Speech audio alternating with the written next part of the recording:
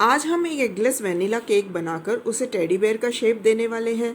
इसकी आइसिंग के लिए नोज़ल का यूज़ ना करके फोक का यूज़ करेंगे। ये बहुत ही इंटरेस्टिंग रेसिपी होने वाली है, तो इस वीडियो को आप एंड तक ज़रूर देखें। अगर फ्रेंड्स आपको मेरी ये रेसिपी पसंद आए तो मेरे चैनल के सपोर्ट के लिए एक लाइक ज़रूर देना, और अगर आप मेरे चैनल पे नए हो तो मेरे चैनल को सब्सक्राइब ज़रूर करना। तो चलिए देखते हैं इस रेसिपी को हम कैसे बनाते हैं। एगलेस वनीला केक बनाने के लिए हमारे इंग्रेडिएंट्स हैं। यहाँ पर 1 कप मैंने मैदा लिया है, 1/4 कप मैंने यहाँ पर कॉर्नफ्लावर का लिया है, ये हमने शुगर ली है, ये 3/4 कप है। इसी के साथ मैंने 1 कप दही लिया है, 1/2 कप यहाँ पर मैंने रिफाइंड ऑयल लिया है, 1 टीस्पून वनीला एसेंस, यहाँ पर मैंने 1/4 टीस्पून सॉल्ट का लिया है, 1 टीस्पून है baking powder, 1/2 teaspoon baking soda. तो यहाँ सबसे पहले हम अपने टिन को रेडी कर लेते हैं। तो मैंने यहाँ पर 6 इंच का टिन लिया है और इसे मैं अच्छे से ग्रीस कर लेती हूँ ऑयल के साथ। चारों तरफ भी हम इसे अच्छे से ऑयल से ग्रीस कर लेंगे। ये करना ज़रूरी है क्योंकि हमारा केक जो है फिर आसानी से बेक होने के बाद बाहर आ जाता है।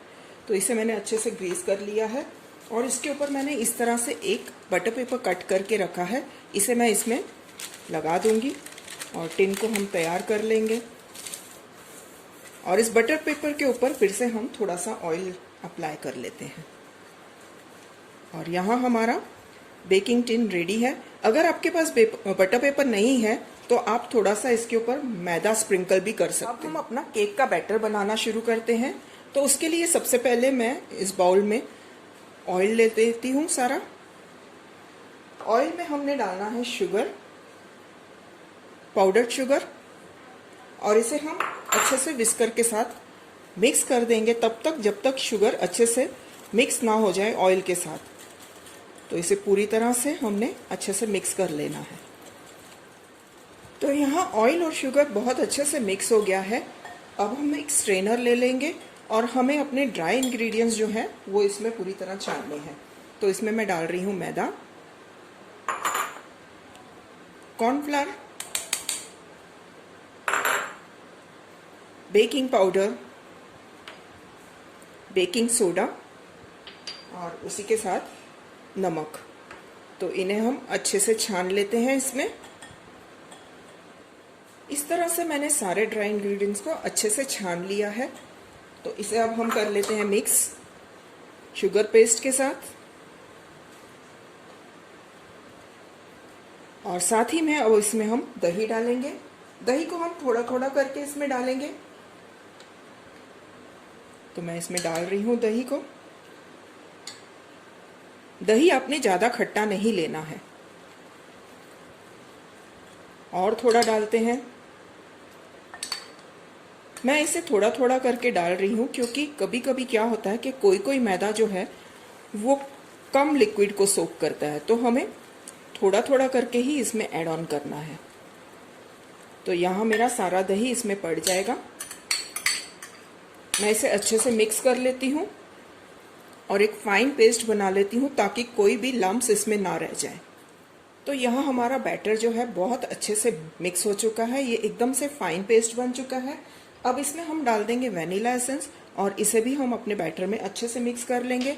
और मैंने अपने ओवन को भी प्री हीट करने के लिए 10 मिनट पहले ही लगा दिया था। तो ओवन को कभी भी हमने केक बनाने से पहले 10 मिनट के लिए प्री हीट करना बहुत ज़रूरी है। तो बैटर हमारा रेडी है बिल्कुल बेक होने के लिए। ओवन भी हमने प्री हीट कर दिया है। तो आज का जो हमारा केक है वो हम टेडी बेयर शेप का बना रहे हैं। तो हम इस तरह के जो डिस्पोजेबल ग्लासेस आते हैं उनमें 3 ऐसे ग्लासेस बेक करने वाले हैं और बाकी हम इस टिन में डालेंगे। तो मैं इसमें सबसे पहले इन्हें भी मैंने थोड़ा सा ऑयल अप्लाई कर लिया है। तो इसमें मैं 2 स्पून के करीब डालती हूँ। इसी तरह से मैं बाकी 2 में भी डाल लेती हूँ। तो आप देख सकते हैं मैंने तीनों ग्लासेस में इस तरह से बैटर डाल दिया है। बाकी का जो बैटर है इस टिन में हम डाल लेते हैं। तो इसे पूरी तरह मैं इसमें पोर कर लेती हूँ।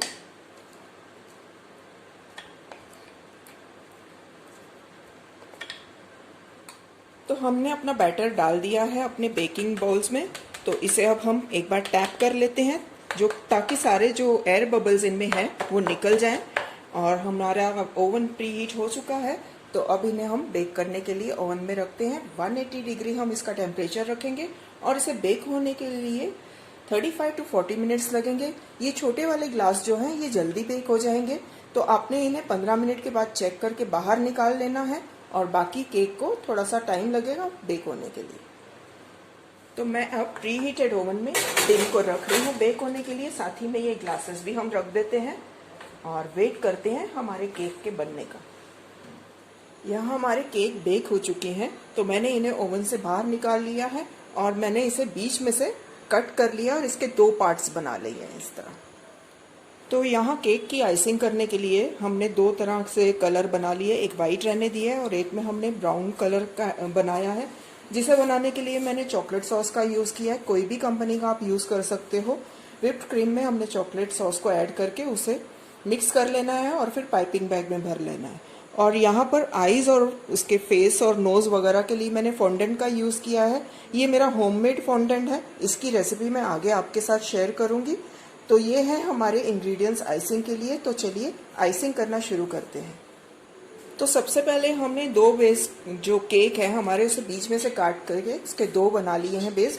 तो बीच में हम उसकी आइसिंग लगाने वाले हैं। और इस तरह से जो हमने ये 2-3 कप केक्स बनाए हैं, इसके हम ईयर्स बनाने वाले हैं। तो ये 2 हमने लिए हैं, उसी के साथ ये जो तीसरा है इसे हम बीच में से आधा इस तरह से काट लेंगे